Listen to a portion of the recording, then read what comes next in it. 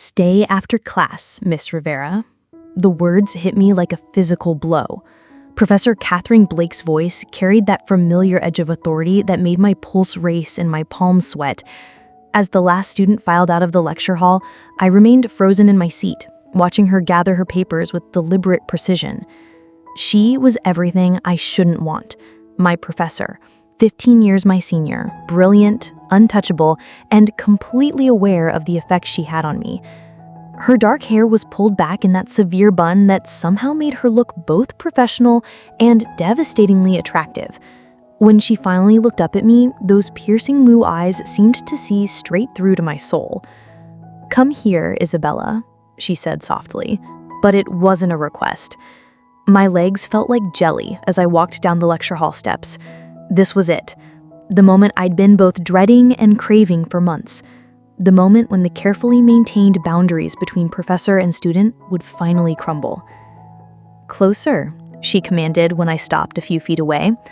I took another step and another until I could smell her perfume, something expensive and intoxicating that made my head spin. "Do you know why I asked you to stay?" she asked, her voice barely above a whisper. I shook my head, not trusting my voice.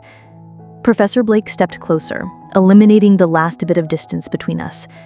"Because, Isabella, we both know you're failing my class not because you don't understand the material, but because you can't stop thinking about me." My breath caught in my throat. She was right, and we both knew it. "And more importantly," she continued, reaching out to tilt my chin up with one finger, "I can't stop thinking about you either." Let me rewind and tell you how I got here. Because 3 months ago, I was just another graduate student trying to survive my first year in the English Literature PhD program at Widmore. My name is Isabella Rivera. I'm 26, and I thought I had my life figured out. I was wrong about everything. It was September when Professor Catherine Blake joined our department as the new Victorian literature specialist. She was a rising star in academic circles, published extensively, invited to speak at conferences worldwide, rumored to be brilliant but ruthless. What the academic gossip mill didn't prepare me for was how devastatingly beautiful she would be. The first day I walked into her Women Writers of the 19th Century seminar, I felt like I'd been struck by lightning. Professor Blake stood at the front of the classroom in a perfectly tailored black suit, her presence commanding the attention of every person in the room. When she spoke about Charlotte Bronte's Jane Eyre, her passion for the subject was so intense, it was almost erotic. "Literature," she began, her voice carrying easily through the small seminar room, "is about power. Who has it? Who wants it? Who's willing to sacrifice everything to get it?" Her eyes swept the room and landed on me. For a moment that felt like eternity, we stared at each other. Something electric passed between us. Recognition, hunger, danger. "Miss," she asked, raising an eyebrow. "Rivera. Isabella Rivera." "Miss Rivera," she repeated, and my name on her lips sounded like a promise. "What do you think gives Jane Eyre her power over Rochester?" The question caught me off guard, not because I didn't know the answer, but because the way she asked it felt loaded with subtext I couldn't quite decipher. "Her independence," I said, finding my voice. "She refuses to be controlled by him, even when she loves him." Professor Blake's smile was sharp and approving. Interesting perspective, and yet she ultimately submits to him when they reunite, doesn't she? Could it be that true power comes not from resistance, but from choosing when and how to surrender? The question hung in the air like a challenge, and I felt heat flood my cheeks as I realized she wasn't just talking about literature anymore. For the rest of that first class, I couldn't focus on anything except the sound of her voice, the way she moved around the room with predatory grace, the occasional glances she threw in my direction that made my stomach flip. When class ended, I practically ran from the room, but I couldn't run from the dreams that started that night. Dreams where Professor Blake's hands were on my skin, where that authoritative voice was whispering commands in my ear, where I was anything but the independent woman I'd always prided myself on being. Week after week, the tension between us grew unbearable. Professor Blake seemed to take particular interest in my contributions to class discussions, often building entire lectures around points I'd made. She'd praise my insights in front of the other students, but there was always something in her tone that felt intimate, personal, meant only for me. "Brilliant analysis, Ms. Rivera," she'd say after I'd presented on George Eliot's feminist themes. "You have such a penetrating understanding of power dynamics." The way she said penetrating made me shift in my seat, and from the slight smile that played at her lips, she knew exactly what effect her words had on me. But it wasn't just the verbal sparring. There were moments, brief, electric moments, when the professional facade slipped.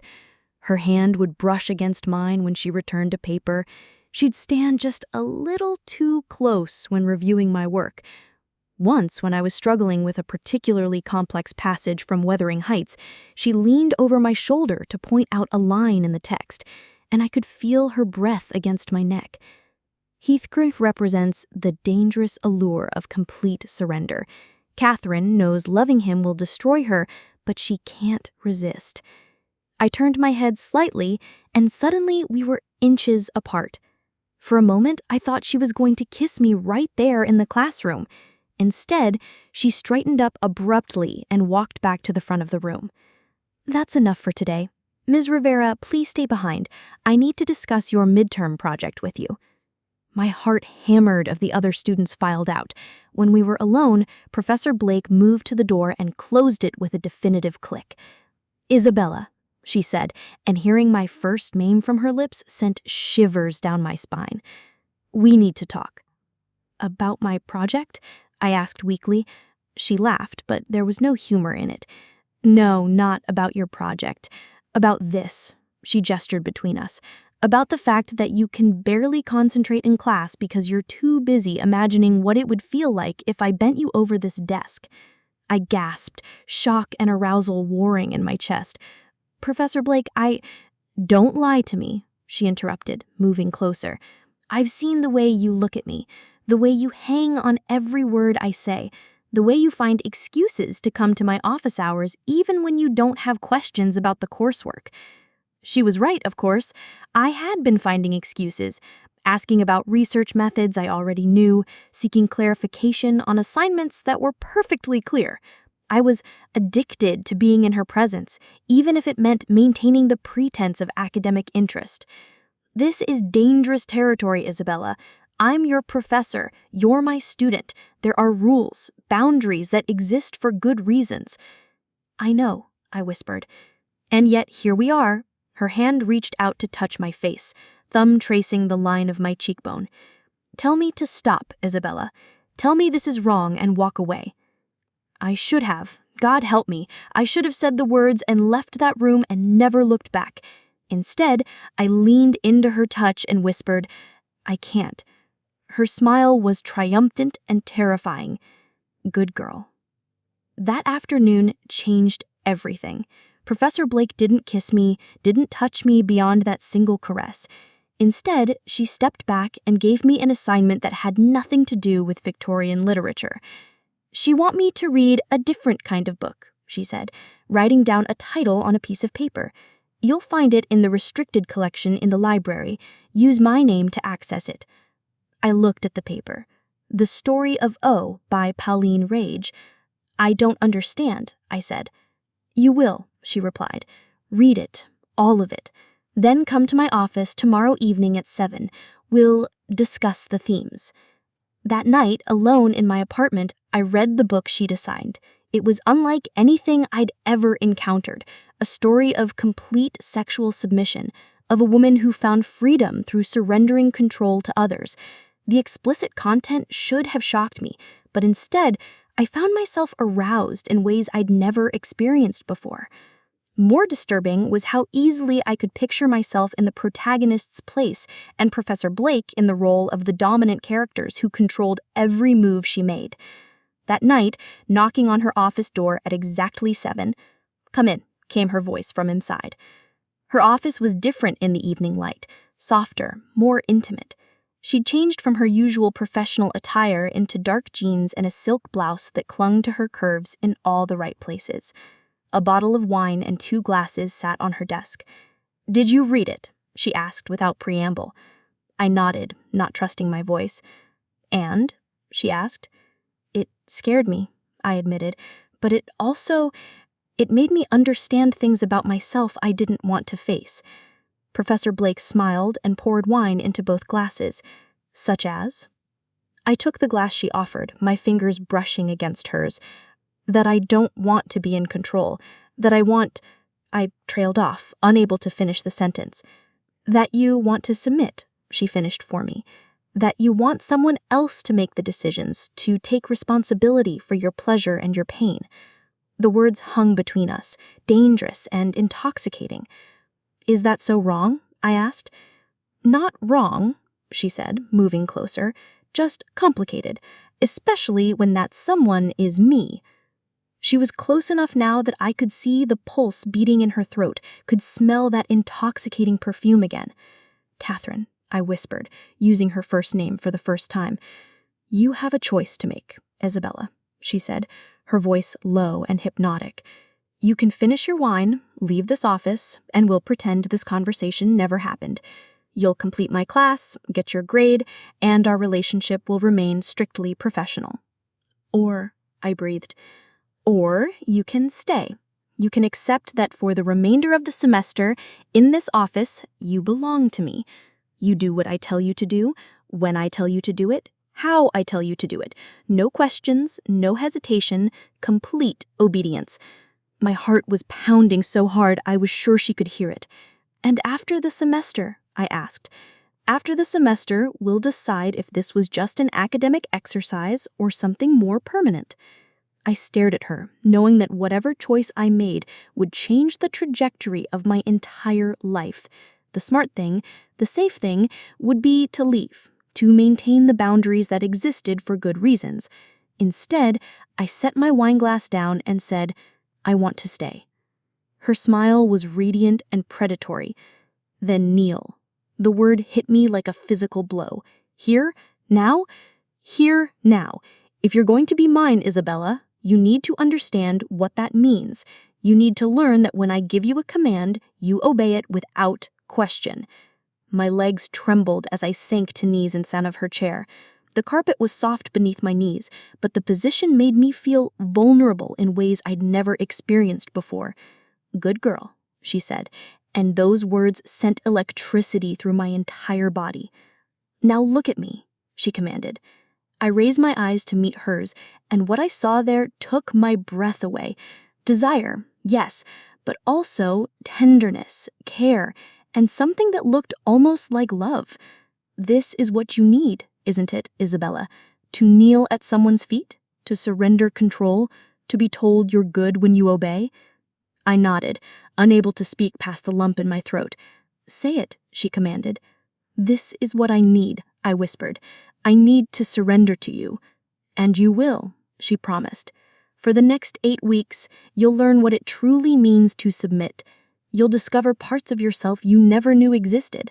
And at the end of it, if you still want this life, if you still want me, then we'll find a way to make it work." She cupped my face in her hands, thumbs stroking across my cheekbones. "But understand this, Isabella. Once we cross this line, there's no going back. You'll never be the same person you were before tonight." "I don't want to be," I said with more conviction than I'd ever felt about anything.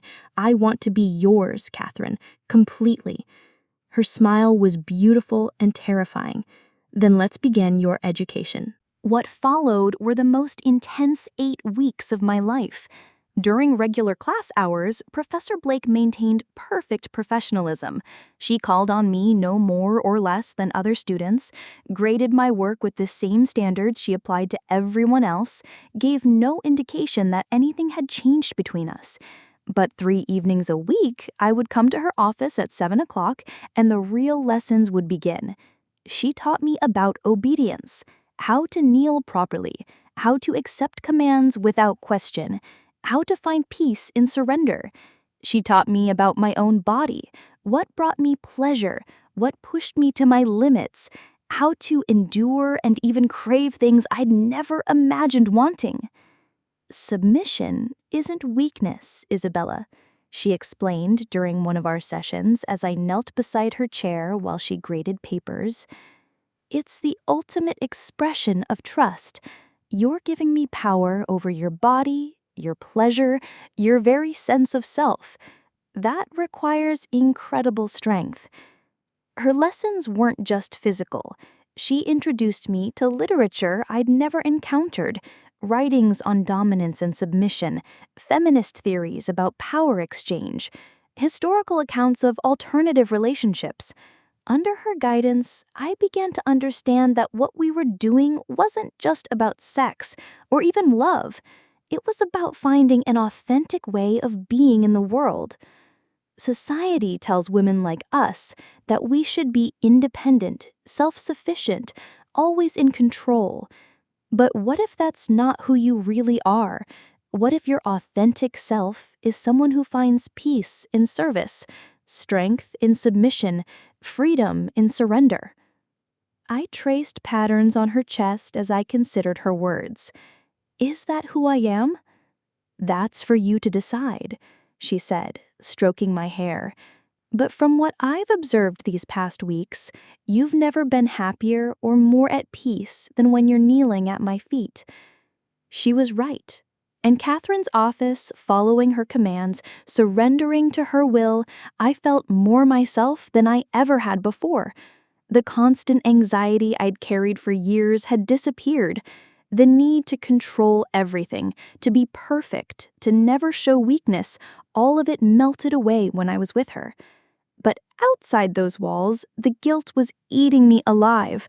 I was lying to my friends, to my family, to my fellow graduate students. I was risking my entire academic career for a relationship that might not even survive beyond graduation. Everything came to a head 6 weeks into our arrangement. I was walking across campus after one of our evening sessions when I ran into my best friend and fellow graduate student, Marcus Chen. "Bella, where have you been? I've barely seen you this semester." I forced a smile, hoping he couldn't see the telltale signs of what I'd been doing in Professor Blake's office, the slightly swollen lips, the rumpled clothes, the glow that came from complete sexual satisfaction. "Just busy with coursework." I lied. "You know how it is." Marcus studied me with concern. "Are you okay? You seem different, distracted. Some of the other students have noticed too." My heart sank. If people were talking, if they were noticing changes in my behavior, it was only a matter of time before someone connected the dots. "I'm fine," I insisted. But Marcus wasn't buying it. "Is it Professor Blake's class?" he asked, and I nearly choked. I know she's got a reputation for being intense. Some of the older students warned me to avoid her seminars. "What kind of reputation?" I asked, trying to keep my voice casual. "Just that she gets personally involved with her students. Nothing proven, of course, but there were whispers at her last university, something about inappropriate relationships." The blood drained from my face. If there had been rumors before, if Catherine had a history of this kind of thing, then I wasn't special. I was just another naive student she'd seduced and discarded. That night, I lay awake staring at the ceiling, Marcus's words echoing in my mind. The next morning, I skipped Professor Blake's seminar for the first time all semester. I spent the day in the library, trying to focus on research for other classes, but I couldn't concentrate on anything except the growing certainty that I was making the biggest mistake of my life. When evening came, I almost didn't go to her office. I stood outside the building for 20 minutes wrestling with myself before finally walking inside. Catherine was waiting for me, as always, but something was different in her expression. "You missed class today," she said without preamble. "I was sick," I lied. She studied me for a long moment, then sighed. "Isabella, kneel." Automatically, I started to drop to my knees, but something stopped me. The doubt, the fear, the growing certainty that this was all wrong. "No," I said, straightening up. Catherine raised an eyebrow. "Excuse me?" I said no. The words came out stronger than I felt. "I need to know something. Am I the first student you've done this with?" Her expression didn't change, but I saw something flicker in her eyes. "Does it matter?" "Yes, it matters," I exploded. "It matters because I thought what we had was special, but if you've done this before, if you have a pattern of seducing your students—" "Isabella, stop." But I couldn't stop. Months of suppressed guilt and fear came pouring out. I'm risking everything for this. My career, my reputation, my entire future. And for what? To be just another conquest? Another notch in your belt? Catherine stood up slowly, and for the first time since I'd known her, she looked vulnerable. "It's not like that."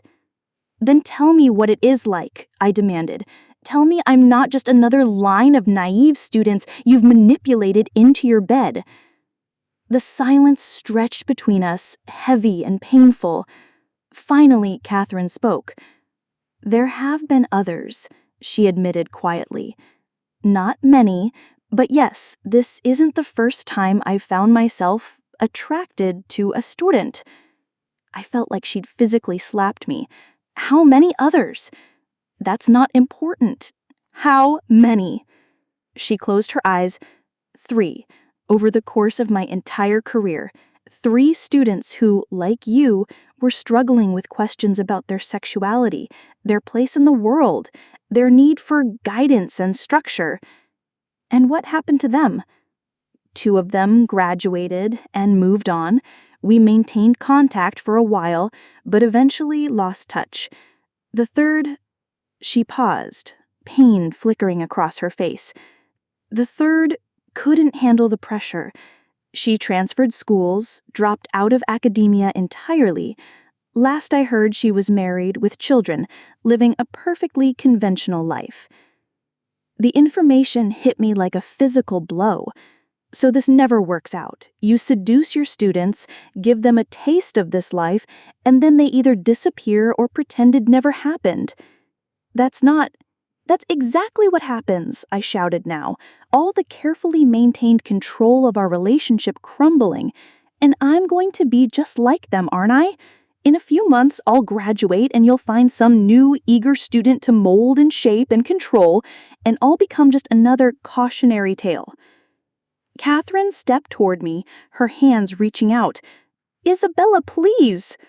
I backed away from her touch. "No, I can't do this anymore. I can't keep pretending this is healthy or normal or sustainable." "This is who you are," she said desperately. "In this room with me, you've found your true self. Don't throw that away because you're scared." "I maybe am scared, but maybe that's because I should be. Maybe some boundaries exist for good reasons." I turned toward the door, but her voice stopped me. "If you walk out that door, Isabella, it's over. I won't come after you. I won't try to change your mind. You'll finish out the semester in my class as any other student, and after that we'll never speak of this again." I looked back at her, this woman who had awakened parts of me I'd never known existed, who had shown me depths of pleasure and surrender I'd never imagined possible. Maybe that's for the best. And I walked out of her office. The next 2 weeks were hell. I attended Professor Blake's seminar, sitting in the back row, avoiding eye contact, speaking only when directly called upon. She treated me with perfect professional courtesy, no warmer or colder than any other student. To an outside observer, nothing had changed. But I was dying inside. Every night I lay awake remembering the feel of her hands on my skin, the sound of her voice commanding my obedience, the peace I'd found in surrender. I'd given up the most authentic relationship of my life out of fear, and I was miserable. My friends noticed the change immediately. I was distracted, snappy, unable to focus on anything. I stopped eating regularly, stopped sleeping through the night, stopped finding joy in things that had once brought me pleasure. You need to see a counselor, Marcus told me after finding me crying in the library stacks one afternoon. This isn't normal, Bella. You're falling apart. He was right. But how could I explain that I was grieving the loss of a relationship I wasn't supposed to have had in the first place? The breaking point came during the final class of the semester. Professor Blake was lecturing on Emily Dickinson, discussing themes of isolation and hidden passion in her poetry. As she quoted from "I'm nobody, who are you?" her eyes met mine across the classroom. For a moment, the professional mask slipped, and I saw the same pain I'd been carrying reflected in her face. She missed me as much as I missed her. After class, as students filed out discussing final exam preparations and post-graduation plans, I remained in my seat. When the room was empty except for the two of us, Professor Blake looked at me expectantly. "Did you have a question about the exam, Ms. Rivera?" The formality cut like a knife. I stood up, my decision crystallizing in that moment. "I made a mistake," I said simply. She stared at me for a long moment, her expression carefully neutral. "About what?" "Walking away, ending things between us. I thought I was protecting myself, but all I did was prove I'm too much of a coward to fight for what I want." Professor Blake set down her papers and moved closer. "Isabella, I know the risks. I know this could destroy my career, could ruin everything I've worked for, but I also know that the past 2 weeks without you have been the most miserable of my life." "What are you saying?" "I'm saying I choose you. I choose us. I choose this life, regardless of the consequences." The smile that spread across her face was radiant. "Are you sure? Because if we do this, if we really commit to making this work, there's no going back." "I don't want to go back," I said firmly. "I want to go forward, with you." She closed the distance between us, her hands cupping my face. "It won't be easy. We'll have to be careful, discreet. You'll graduate in 2 weeks, but even then there will be challenges." I silenced her with a kiss, pouring all my love and longing and desperate need into that single moment of connection. When we broke apart, she rested her forehead against mine. "I love you, Isabella. These past 2 weeks without you have been torture. I love you too, and I'm ready to submit to you completely for as long as you'll have me." Her smile was wicked and wonderful. "Forever then? Because now that I have you back, I'm never letting you go." I'm writing this from our apartment in Portland, where Catherine took a position at Reed College, and I'm completing my dissertation under her supervision. Officially, anyway. Unofficially, our relationship has evolved into something beautiful and sustainable. We've been careful, discreet, professional, and public. To the outside world, we're mentor and former student, now colleagues, working together on research. Only we know that when we come home at night, I kneel at her feet and call her mistress, that she controls every aspect of my domestic life, and that I'm never happier or more fulfilled. It hasn't been easy. There have been moments of doubt, arguments about boundaries, concerns about power dynamics. We've had to work harder than most couples to ensure our relationship remains healthy and consensual. But the foundation remains the same. My complete surrender to her authority, her absolute commitment to my well-being. In her hands, I've discovered not just who I am, but who I was always meant to be. Sometimes I think about that moment in her office when she first commanded me to kneel. I should have walked away. Any rational person would have walked away. But I've learned that the most important decisions in life are rarely rational. They're made with the heart, with the soul, with the deepest parts of ourselves that no truths our minds can't comprehend. I should have walked away from Professor Catherine Blake. Instead, I walked toward the life I was meant to live, toward the woman I was meant to love, toward the version of myself I was meant to become. And I've never looked back. "Good girl," she whispers to me now as I kneel beside her chair while she grades papers, and I smile because I know it's true. In her eyes, under her guidance, with her love and protection, I am exactly that. Her good girl, always and forever. The risks were real. The consequences could have been devastating. But some loves are worth risking everything for. Ours was one of them.